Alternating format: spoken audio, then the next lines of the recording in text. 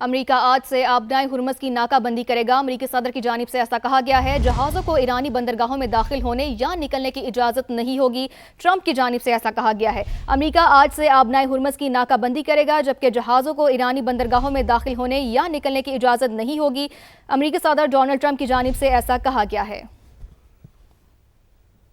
ایرانی افواج کے سینٹرل ہیڈ کوارٹرز کے ترجمان کا بدلتی صورتحال کے حوالے سے سخت بیان، کہا خلیج فارس میں سیکیورٹی سب کے لیے ہوگی یا کسی کے لیے بھی نہیں۔ ترجمان نے خبردار کیا کہ اگر ایرانی بندرگاہ غیر محفوظ ہوئیں تو خطے میں کوئی بھی بندرگاہ محفوظ نہیں رہے گی۔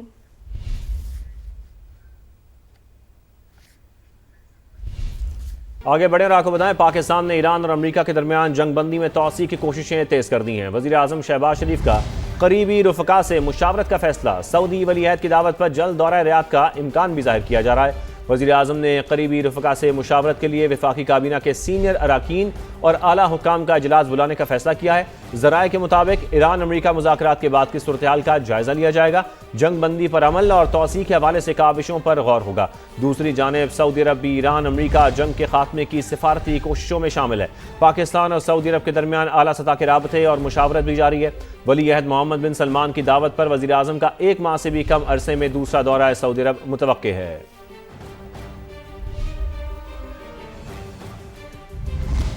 براہ راست آپ کو لیے چلیں کراچی، وزیر سندھ شرجیل انعام میمن پریس کانفرنس کریں۔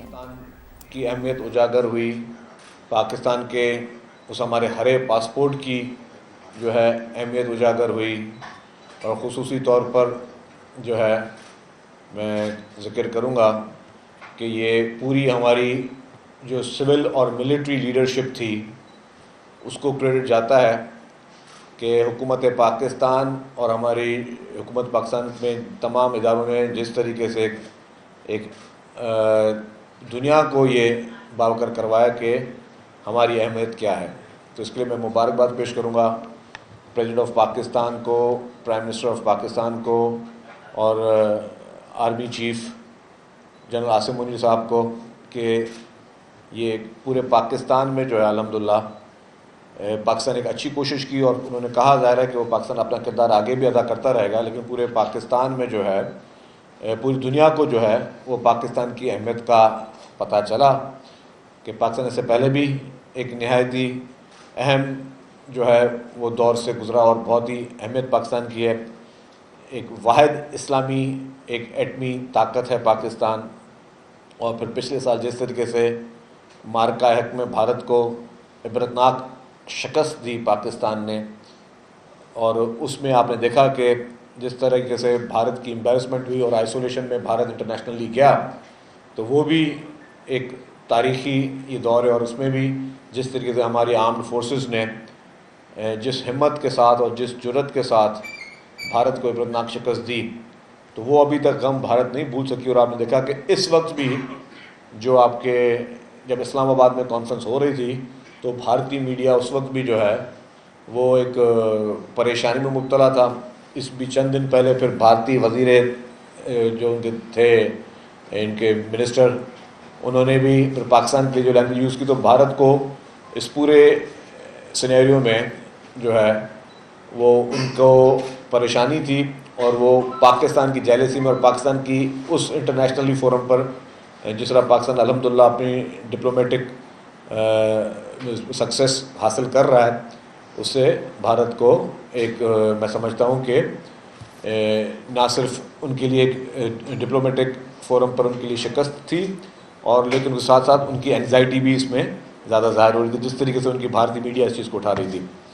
اب آ جائیں جی، یہ پوسٹ وار کے بعد جو حکومت سندھ جو مین مدعا ہے جس کی وجہ سے میں نے پریس کانفرنس آج رام نے رکھی ہے،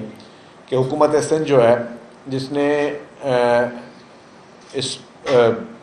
انٹرنیشنل سینیریو میں اور پھر آئل پرائزز کے بعد جو فیصلے وفاقی حکومت نے کیے اور پھر صوبائی حکومت نے کیے، اور اس میٹنگ کی شروعات پریزیڈنٹ آصف علی زرداری صاحب نے کی، اور انہوں نے اسلام آباد میں ایک اجلاس کیا جس میں چاروں وزیر اعلیٰ تھے، پرائم منسٹر صاحب تھے، اور تمام یہ مشترکہ طور پر فیصلے کیے گئے کہ جو بھی پیٹرول کی پرائسز ہائیک ہوئی ہیں اس کے بعد کس طریقے سے غریب آدمی کو ریلیف پہنچایا جائے۔ کچھ فیصلے ایسے تھے کہ جو کہ کلیکٹیو ہوئے تھے، جو کہ فیڈرل گورنمنٹ اور سارے صوبے کریں گے، پھر یہ کچھ صوبوں پہ چھوڑا گیا کہ کہ کچھ فیصلے آپ خود بھی کریں, آپ کس طریقے سے اپنے بجٹ کو دیکھ کر حکومت سندھ جو ہے وہ مختلف صوبائی حکومتیں اپنے لوگوں کو فائدہ پہنچا سکتی ہیں. تو پیپلز پارٹی, میں سمجھتا ہوں کہ پیپلز پارٹی کا ہمیشہ یہ ایک ہسٹری رہی ہے کہ پیپلز پارٹی نے ہمیشہ وہ کام کیا جس سے لوگوں کے لیے ایک دن کے لیے نہیں, فیوچر کے لیے فائدے ہوتے ہیں. شہید ذوالفقار بھٹو صاحب کے دور میں شناختی کارڈ انٹروڈیوس ہوا. پھر اس کے بعد آپ نے دیکھا کہ پریزیڈنٹ آصف علی زرداری صاحب نے جب 2008 میں تو انہوں نے یہ CNIC تھے, کمپیوٹرائز شناختی کارڈ, وہ انہوں نے شروع کیے. اور اس کے بعد پھر انہوں نے بے نظیر انکم سپورٹ پروگرام شروع کیا, جس سے ہمیں ڈیٹا ملتا گیا. آج اگر غربت کی لکیر کے نیچے کتنے لوگ ہیں تو وہ ڈیٹا آج BISP کے ذریعے لوگوں کے پاس موجود ہے. اسی طریقے سے پھر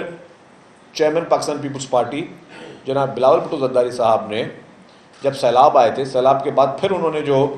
ایک انفراسٹرکچر جمع کیا, اور وہ کیا تھا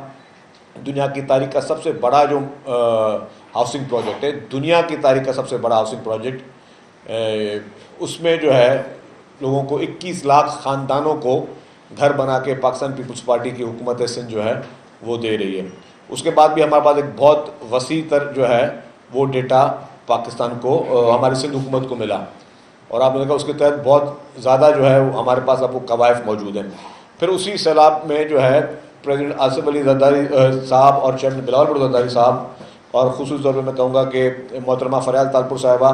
اور پھر چیف منسٹر صاحب کی بات, جو انہوں نے ایک فیصلہ کیا کہ جی جو سیلاب میں جو متاثرین ہیں اس میں جن جن لوگوں کی زمینیں کو نقصان پہنچا, جن لوگوں کے کاشتکاری کے لیے ایشوز ہوئے, ان کا بھی ڈیٹا جمع کیا گیا. پھر آپ نے دیکھا ہوگا کہ جو گندم کی پاکستان میں جو صورتحال تھی اس کے لیے بھی, اور ساری چیزوں دیکھتے ہوئے ایک بے نظیر ہاری کارڈ جو ہے وہ سندھ حکومت نے لانچ کیا. اور اس میں کیا تھا کہ ڈیٹا ہمارے پاس تیار تھا, وہ ڈیٹا ہمارے پاس موجود تھا. تو ابھی جیسے ہی سبسڈی کا فیصلہ کیا گیا کہ جو پیٹرول کی قیمتیں بڑھی ہیں اور لوگوں کو ریلیف پہنچایا جائے, حکومت سندھ نے فیصلہ کیا کہ جی ہم 1500 روپے پر ایکڑ پہ ہر کسان کو دیں گے. اور صرف فیصلہ نہیں کیا, اب جب میں آپ سے بات کر رہا ہوں تو ٹوٹل جو ہے وہ 3,30,966 330,966 بینیفیشریز کو ابھی تک وہ پیسے مل چکے ہیں. یہ 3,30,000 وہ کاشتکار جن کو, یہ کاشتکار نمبر بتا رہا ہوں, اس میں ایک ایک کو, اور اس میں ہم نے کرائیٹیریا یہ رکھا تھا جس کے پاس 1 ایکڑ سے لے کے 25 ایکڑ تک زمین ہے, ان کو 1500 روپے پر ایکڑ کے پیسے منتقل بھی ہو چکے ہیں. یہ چھوٹی اچیومنٹ نہیں ہے, کیونکہ آپ کے پاس ڈیٹا تھا, کیونکہ آپ لوگوں کے لیے کام کر رہے ہیں. اور پورے پاکستان کی واحد صوبائی حکومتیں میں, پورے پاکستان میں کسی صوبائی حکومت نے اس طرح ڈیٹا جمع نہیں کیا, اور پورے پاکستان میں کسی صوبائی حکومت نے ابھی تک اس حد تک, جیسے ہم نے کہا کہ کاشتکاروں کو ہم ریلیف پہنچا رہے ہیں, تو ان کو ریلیف پہنچ بھی چکا ہے. اور چند دن پہلے ہی ہم نے گندم کی جو ہے گندم اگانے کے لیے, کیونکہ آپ نے دیکھا کہ گندم کے لیے پرابلم یہ تھا کہ گندم جو ہے وہ برساتوں میں بھی خراب ہو رہی تھی, پھر اس کے ریٹس پھر آ گئے جی کہ جی سبسڈی نہیں دے سکتے, IMF کے ایشوز اور باقی, یا اس کے آپ سپورٹ پرائز نہیں رکھ سکتے, تو گندم کی کاشت کم ہو رہی تھی. حکومت سندھ نے کہا کہ جی ہم جو گندم کاشت کرے گا اس کو چلے ہم گندم کی سپورٹ پرائز نہیں دے رہے, لیکن اس کو ہم DAP کی بیگ اور یوریا کی بیگ جو ہے ہم اس کو